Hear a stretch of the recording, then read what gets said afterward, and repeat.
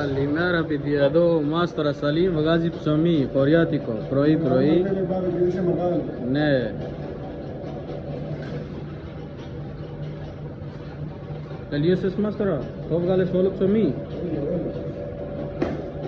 Για δείξε λίγο πώς θα βγάλει ψωμί ωραία για τις μαλακίες. Μπράβο Μάστορα.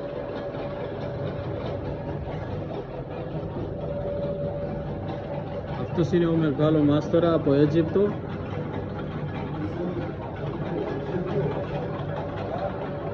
Έτσι. Πες καλημέρα. Καλημέρα.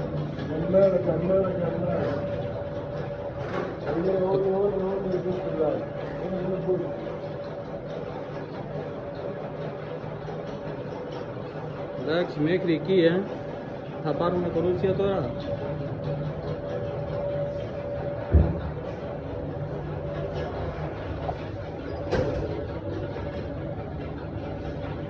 Εδώ το προσκυλοκάνικο.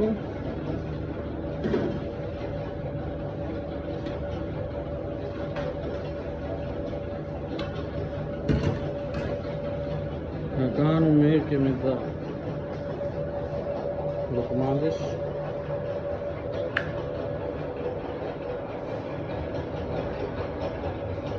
Μπράβο.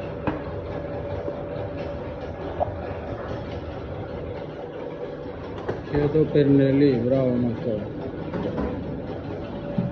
Έχουμε και εδώ πίτσες με πέστο και εδώ πάνω πίτσες.